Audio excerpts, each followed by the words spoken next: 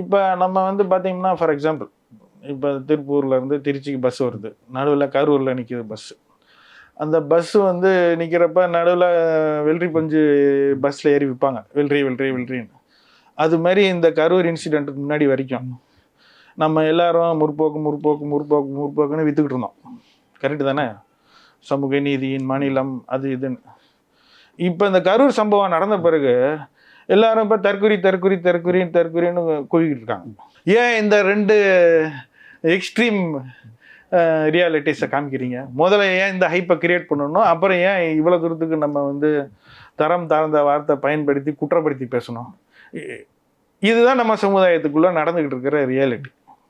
ஆனால் உண்மையான ரியாலிட்டி எங்கே இருக்குது? இதுக்கு ரெண்டுக்கும் நடுவில் இருக்குது. நம்ம வந்து முற்போக்கும் கிடையாது, நம்ம தற்கொலையும் கிடையாது. Somewhere we are in between. இப்போ இதை வந்து ஃபஸ்ட்டு புரிஞ்சுக்கிட்டு தான் நம்ம நம்ம நம்ம வருங்கால அரசியலை வந்து எப்படி சீரமைக்கணும். அதில் மீடியா உங்களை மாதிரி ஆட்கள், என்ன மாதிரி அரசியல் பின்னணியத்துலேருந்து வரவங்க, நம்மளுடைய பங்கு என்ன, இதெல்லாம் நம்ம இப்போ ஃபிக்ஸ் பண்ண வேண்டிய ஒரு காலகட்டத்துக்கு இப்போ நெருக்கடிக்கு வந்திருக்கோம்.